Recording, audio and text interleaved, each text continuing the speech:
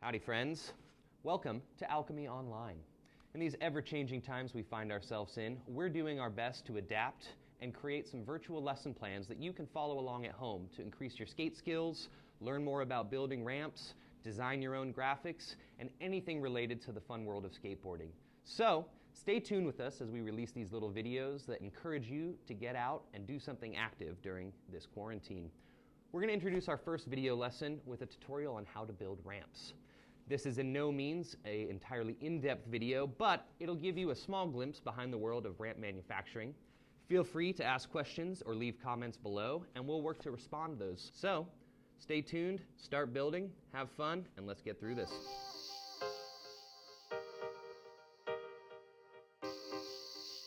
So, to start things out, I'd like to point out that there are numerous ways to build skate ramps. I'm going to show you guys the way that we build our ramps here at Alchemy. It's by no means the only way to build ramps, and I'd like to point out at the beginning of some of these lessons, there is an insane amount of information, blueprints, video tutorials that all exist on the Google. So if you want to learn more about ramps and you're not sure you know exactly what you're doing, use the internet. That's what it's there for. Look up blueprints, look up schematics, whatever you need. The resources are out there, they're available for you. And again, today we're going to talk about how we build ramps. So the first thing I do before I build a ramp is I like to make sure I have a plan. So I go through my build, figure out what I'm going to make, and I like to make a parts list. Something really simple, just like this. So I know how many pieces of 2x4 I'm cutting, how many sheets of plywood I'm going to need, and I get all my things ready to roll. It speeds up the build process, and it avoids wasting material. So once you have your parts list, you're going to go ahead and chop all that lumber down to the size that you need. For this build today, we're doing a 4-foot wide quarter pipe. It's about 36 inches tall. So I'm using 3/4 inch plywood for our templates. We want something thick and rigid there to hold up the ramp. We're using 2x4s for our ribs. And then our surface is made up of 2 plies of 3/8 inch plywood. We want to use a thin enough plywood that it bends, not too thin and that we punch a hole in it. And then we're lucky enough to have been supported by Skatelight for this video. They've provided a wonderful top sheet for our ramp, and we're going to take a look at putting all of it together today. So before we jump into building, we're going to talk about the basic recipe of skate ramps, because again, you can build any ramps you want once you understand the basic components. So I've broken down the recipe of ramps into 3 main categories. We're looking at templates, we're looking at ribs, we're looking at skin. If you get all 3 of those things together, you're going to have a wonderful ramp. So we're going to do some drawings here, and we're going to break down that recipe for you. One of the easiest and most beginner-friendly ramps to build is a bank ramp. If you're looking at a bank ramp from the side, the reason it's so easy is we're really looking at a triangle. This shape that dictates the way our ramp is going to ride is called our template. And to build any good ramp, you're going to need at least 2 templates. So I've got one right here. I am going to draw my second template right here. And you can see we have the beginnings of a ramp. So we've got our 2 templates spaced apart. Again, our ramp today is going to be 4 feet. Yours can be whatever you want. Once you have your 2 templates, your ramp is going to start to take shape as soon as you attach the ribs. Ribs are going to be 2x4s that span across the gap of these ramps, connecting our 2 templates and giving us multiple places to start to screw our skin in. So, as you can see, we'll have 2 templates, we'll have our ribs, and that'll create a really nice platform for putting our rideable surface on. So, again, bank ramps are going to be a great introduction to building because there's a wide margin of error. It's going to be relatively easy to put together with fewer materials. But again, today we're going to be working on a quarter pipe. So I am lucky enough to have pre-cut templates for our quarter pipes that were already measured and cut out for us by our friend Ryan Spence. So we might come back and make a more in-depth video talking about how we come up with our radius and shape our ramp. Again, use the internet as you need, but for today, we've already got a pre-cut quarter pipe template, so our ramp is going to come together and it's going to look a whole lot better than that. All right, guys, we're going to start putting things together. As I mentioned before, we have some lovely pre-cut templates for us that are also pre-routed, showing us exactly where we're going to be attaching our ribs. All of these guys are about 6 inches apart to make sure that we don't have any soft spots in our ramps. And one of the really nice things about pre-templating out your side pieces here is that I can go ahead and start all of my screws. It's going to make assembly go a whole lot quicker. So I'm going to take a minute right now and go ahead and drop my screws and get them all set, and then we're going to start putting these ribs together.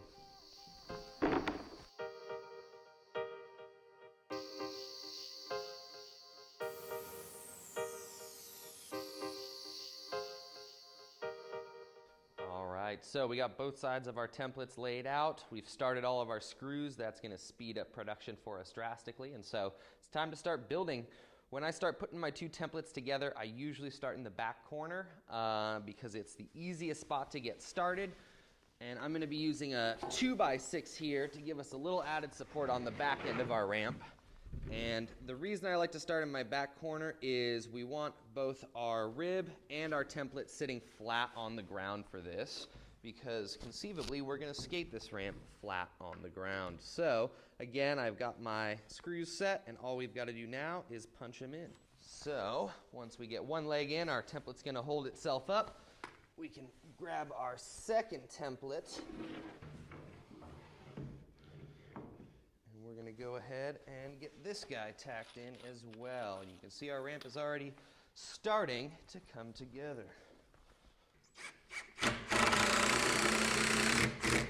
All right, next up, I like to move from the back corner up to the front of our ramps. And we've got a special little design feature here up front. Because we're going to be adding metal to transition from the ground onto our ramp, our very bottom rib here is going to end up all the way on the ground, and we're going to actually want to flush the top side of the 2x4 up with the top of our ramp template here, and we're going to let the bottom edge of that 2x4 sit on the ground. It's going to give us a little bit more structural integrity, and it's going to help keep our ramp nice and centered.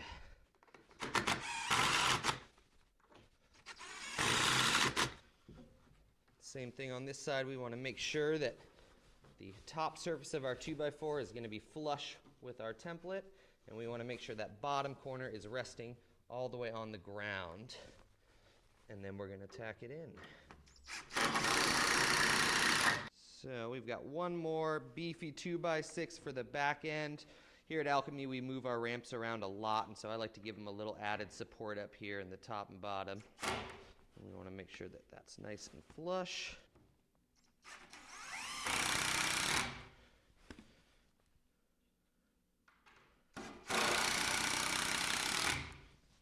And then we'll do the same thing on this side. Again, making sure that the top side here is flush with the top of our template so that we can easily put our decking on. So we're getting ready now to install the rest of our ribs. It's going to give the shape of our ramp, and it's going to let us put our sheeting on afterwards. But it is important when we're putting our ribs into our ramps, especially on wider stuff, we want to make sure we're not setting our 2x4s in this way. We're not going to get a lot of structural integrity. The 2x4 is going to be able to bow. So we're going to put these guys in vertically, and we're going to get a lot more strength out of the 2x4 placed this way than we would if we did it perpendicular. So again, all we got to do is make sure that the top edge of the 2x4 is flush with the top edge of our template and put it together.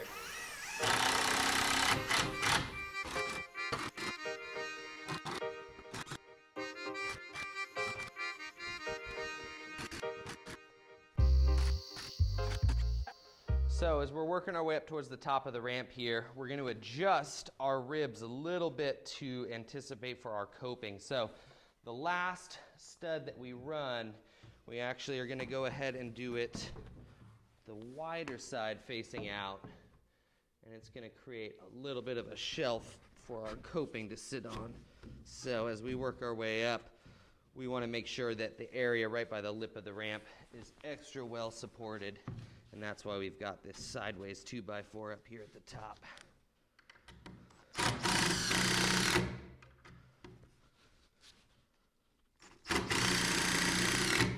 So the top here where our coping is going to go, again, we want to make sure there's extra supports up here because it is going to take a lot of wear and tear as we start to skate it. So you'll notice we're creating a little bit of a corner pocket here for our coping to live.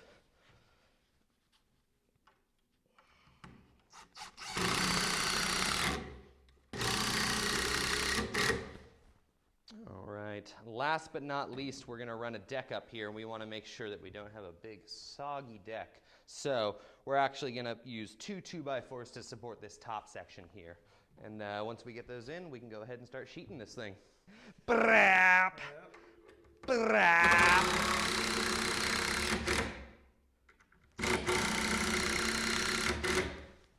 All right, we got one more to put in.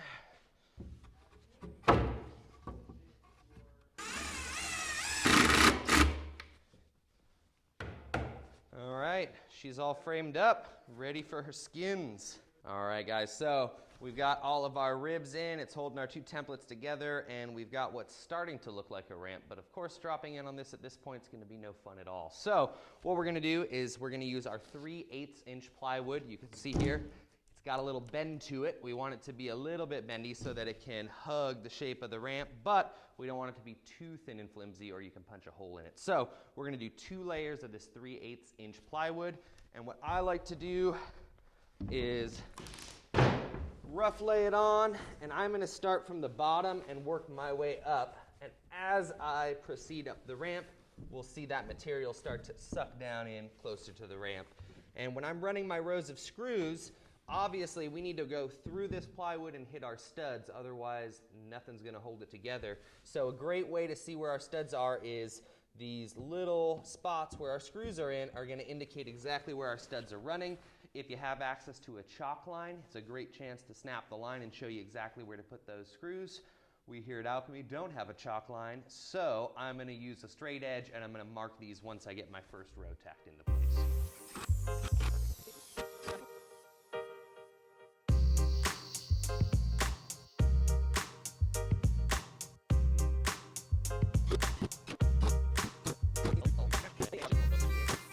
So as I'm working my way up this sheet, you're going to want to resist the temptation to just start punching screws everywhere. You want to pick a spot and work your way up, because as the wood settles, you don't want to trap in any sort of weird warps or air bubbles. So I generally use my center line. I come up and out and I work my way up that way to make sure that I'm getting good solid contact all the way up as we go. And when we're putting all of these screws into our skins, it's important to make sure that that screw head is sucking all the way down flush with the material. There's nothing worse than building your whole ramp, riding it, and then seeing that one screw head start to poke through all of your hard work. So again, make sure as you're sinking these screws, you want that screw head to sit flush all the way down into the material. I didn't have quite enough material to cover this whole thing in one single piece, so I've got a 3-inch bit of scrap here that we're going to use to make up our difference here in between my length. And it's important to note, it's really common that you'll have to piecemeal your ramp together. Just make sure wherever your 2 pieces are meeting that you've got something real beefy behind it to support the seam. And when we do our next layer of surfacing, we're going to swap it over. I don't want this seam to line up. So on the next layer, we're going to start our big sheet up here, and then we're going to use our other thin bit down here to make sure that we don't have any weak points in our ramp. Zippity zap zap. So we've got our first layer of plywood down, and I'm just kind of dry fitting our coping to make sure that it's going to sit right where we want it. A lot of times, depending on your ramp, you can actually cut a notch in your template for that coping to sit in. But because I know I'm going to do 2 layers of plywood plus another layer of skate light, this surface is going to slowly bump out, and it's going to give us the right amount of spacing to have this coping sticking out so you can feel it, but not sticking out so much so that it's knocking you off your feet. And we'll take a look when we set it in. It's going to be very similar on our deck. We're going to be adding a 3/4 inch plywood and then another sheet of skate light. So as goofy as this coping looks right now, as we start to build out the rest of our surfaces, this thing's going to come in right where we want it to. All right, so we're getting ready to put our second sheet of plywood on our ramp here so that it's going to be durable and hold up to some skating. It is important to mention, if you're not aware, all wood has grain. Grain is going to play a really, really important factor here on our ramp. We want to make sure that we've got our grain going horizontal, the direction that we want our wood to bend in. It's going to allow that plywood to suck down. If we tried to go with the grain vertical and push it this way, the wood is much more brittle, and we're actually going to start to crack it as we put it on. So make sure that you're bending your material the way it wants to bend, and it's going to allow you to have a ramp that's skatable and not a sad, crusty, broken thing. All right, so we've started our second sheet at the top. So again, we can cover up that seam earlier, and we'll have a seam down here with plenty of material to support it. So again, we're going to use our little straight edge. We're going to mark where our ribs are so that we can get this guy zipped in. Then we'll put the deck on, then we'll move on to our skate light, and we're almost done. So this ramp is far from done. We still need to put our deck on it, our coping, our metal transition, and our skate light. But Every now and again, it's important to do silly things like test out a ramp that's not quite done. All right, we've got our 2 layers of plywood here on our ramp surface, so we want to go ahead and get our deck on. We're going to use a 3/4 inch plywood so that we don't have to layer up. Since this is just going to be flat, we don't need any bend. We can use a thicker plywood. This guy's already been cut for us, so we're just going to set it across here, and before I officially tack it in, we're going to dry fit that coping again and make sure that that notch is lining up right where we want it. So again, this coping is still sitting up a little bit, but we're going to add another sheet to the top, and we're going to add another sheet here, which should give us the perfect dimensions for a very fun skate ramp.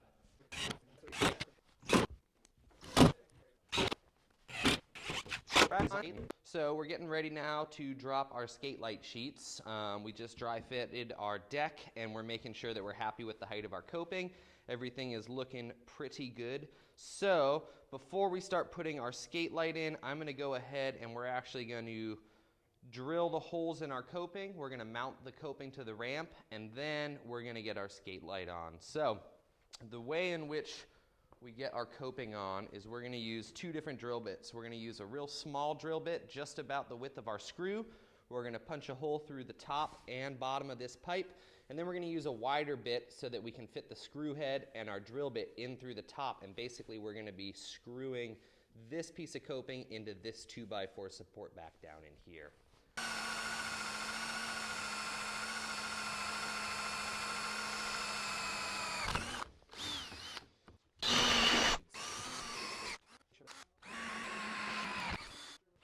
So we've got our pilot holes in. We've got a wider hole at the top here, which is going to let our drill punch that screw all the way in.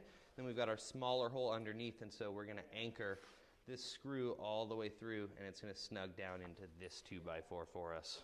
So we're going to get our screw, and we're going to feed it through our first hole, line it up with our second hole. If you want to come take a look inside here, we can see how that screw is going to go all the way through that second hole, and it's going to snug up our coping right where we want it to. So we're getting ready to put our skate light surface on here. There are a variety of alternative materials you can use. Masonite works great in a pinch if you have a really, really low budget, but Masonite does essentially turn into wet cardboard if you leave it outside. So we love working with skate light. It's incredibly fast, durable, but it does require a little bit of different treatment. We can't just bolt this on the way we would a regular sheet of plywood. So to prep our skate light for our ramp, we're going to use a small bit, and we're actually going to pilot everywhere that we're going to put a screw. We're going to go back in after the fact with a larger bit, and we're going to countersink the material. Because it's a composite material, if you don't pilot hole and countersink, you can get some blowout and it can chip out. So if you take a little bit of extra time at this step, you get a beautiful finish that's going to last for years and years and years. So let's go ahead, and we're going to start getting our pilot holes in. This is the slowest battery ever. So we've got all of our pilot holes in. We know exactly where we're going to drop our screws, but we want to make sure that those screws are able to suck down flush. So again, we're going to countersink. Typically a router is the tool of choice for running countersink holes, but we don't have one of those. So what we're going to use instead is the hardiest drill bit we have, and we're going to just lightly put it in the top here. And that's going to create the shape that we need for our screws to sit nice and flush in the material.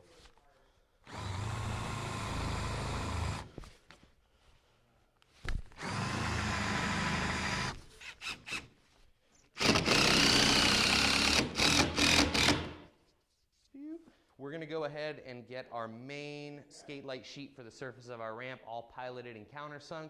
So I've got this lovely little jig right here. It's spaced out exactly where our studs are. So what I can do is come over here to my skate light, and I can use this to draw some nice straight lines, and it'll show me exactly where I want to punch all of my holes. All right, we got all our pilot holes finished, so all that's left to do is countersink them, screw them onto our ramp, and then we're going to put our metal transition on, and then hopefully we'll get to test it out today. So let's get to countersinking.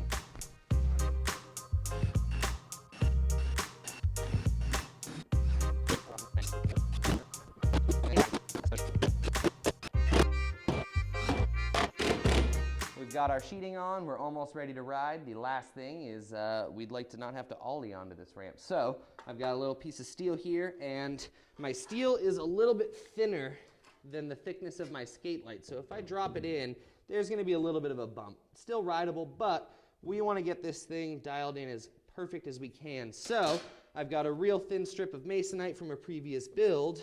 We're going to lay that down first, and we're going to screw right through that, and that's going to set our metal perfectly flush with the edge of our skate light. That's how we build a ramp.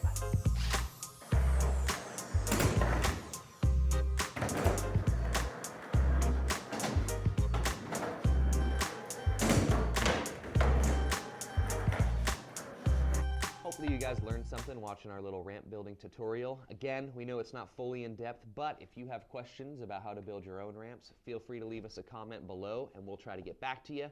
If there's enough comments asking about more of the nitty-gritty of building ramps, we'll probably go back and make another tutorial video getting a little more in depth and into the weeds about every bit of the process.